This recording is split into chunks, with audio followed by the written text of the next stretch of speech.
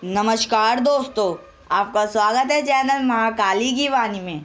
अगर आपको सच्ची और डरावनी कहानियाँ सुनना पसंद है तो आप इस चैनल को अभी सब्सक्राइब कर लीजिए, क्योंकि मैं हर दिन एक सच्ची और डरावनी कहानी आपके लिए लाता रहता हूँ। आज की कहानी मुझे दिल्ली से ओम प्रकाश मेहरा नाम के किसी व्यक्ति ने भेजी है, तो अब मैं आपको उनके ही पॉइंट ऑफ व्यू से सुनाऊँगा।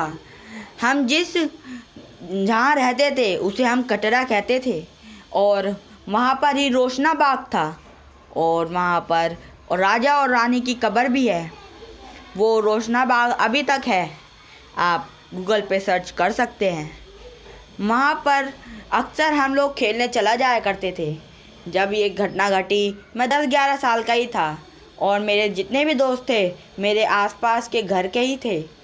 हम लोग ज़्यादातर वहीं चला जाया करते थे और सोचते थे कि आज हम क्या खेलें। कोई पेड़ पर चढ़ जाए तो कोई इधर उधर भागे।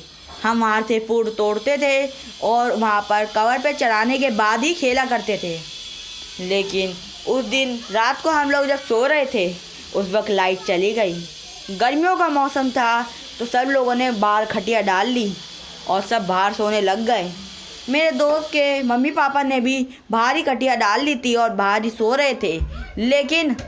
लेकिन जब ऐसा हुआ तो हम लोगों ने प्लान बनाया कि अब हम लोग रोशना बाग चलते हैं और वहीं पर खेलेंगे, क्योंकि अभी सब लोग गहरी नींद में हैं और सुबह के लगभग 5 या 6 बजे तक पहले कोई उठने वाला नहीं है।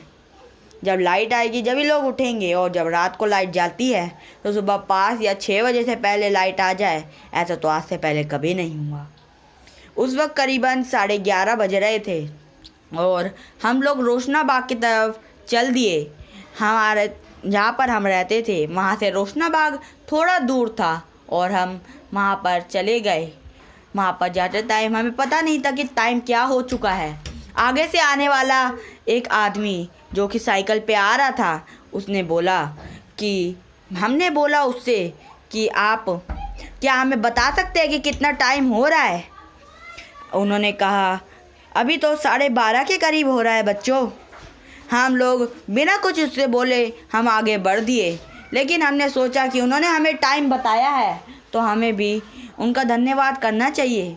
हमने जब पीछे मुड़ के देखा तो हम देखते हैं उनका सिर्फ धड़ धड़ दिख रहा है, उनका सर तो है ही नहीं। ये देख के तो हमारी सिट्टी पिट्टी ही गुम हो गई और हम रोशना बाग की तरफ भागे। हम वहाँ पर जाके एक पेड़ के पीछे छुप गए। हमने रोशना बाग का जो गेट है उसकी तरफ देखा तो वही आदमी वहाँ खड़ा हुआ था। हमने ये देखा तो हम बहुत ही डर गए। हम एक पेड़ के ऊपर चढ़ गए और हमने सोचा अब वो शायद यहाँ नहीं आ पाएगा। हमने चारों तरफ देखा, वहाँ कोई नहीं था। थोड़ा थोड़ा तो हमें भी डर लग रहा था, लेकिन अब हम भागे तो हमें लगा कि वो हमारे पीछे ना आ जाएं, इसलिए ऐसा हम नहीं कर रहे थे। वहाँ पर एक नदी थी, तो हमने उस नदी के किनारे जाके हम बैठ गए और हमने राहत की सांस ली। हमने चारों तरफ अपने देखा, वो सरकटा आदमी नहीं था। हमने देखा कि वो वहाँ पर से काफ़ी सारे कपड़ों की गठरी आ रही हैं। एक गठरी आई तो हमने उठा लिया, और उस वक्त काफ़ी ही गरीबी चल रही थी, तो हमने सोचा वो गठरी हम बेच के थोड़े अपने माँ बाप की मदद कर देंगे। उस वक्त आपको पता है 1 या 2 रुपया बहुत ज़्यादा होता था, तो हमने सोचा कि कम से कम 3 रुपये में तो ये बिक ही जाएगा। हमने गठरी उठा ली। हमने जब चारों तरफ देखा तो और गठरियाँ आ रही थी। कोई लाल गठरी, कोई सफ़ेद गठरी, कोई काली तो कोई पीली। हम देख के बड़े ही खुश हो रहे थे। हमने लगभग किसी ने 20 उठा ली, किसी ने 8 उठा ली, किसी ने 10 उठा ली, तो किसी ने 25 तक उठा ली थी। लेकिन हम तो थक ही गए थे, लेकिन वो गठरियाँ आने से नहीं हो रहा था। हम उठे, जैसे ही गठरियाँ उठाने के लिए हमने पीठ करा नदी की तरफ, तो आवाज़ आई और गठरियाँ ले लो, और गठरियाँ ले लो। ये देख के, ये सुन के हमारा तो काम तमाम ही हो गया लगता है। हमारा तो दिमाग ही काम नहीं कर रहा था, हम क्या करें।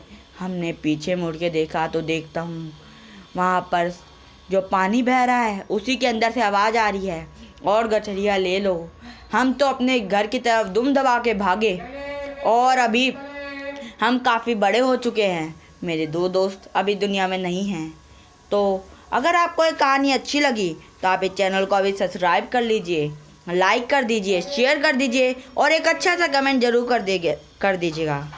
अगर आप भी अपनी कहानी मेरे साथ शेयर करना चाहते हैं तो स्क्रीन पर दिए गए व्हाट्सएप नंबर पे आप मुझे कॉल या व्हाट्सएप द्वारा अपनी कहानी मेरे साथ शेयर कर सकते हैं। ओके बाय दोस्तों।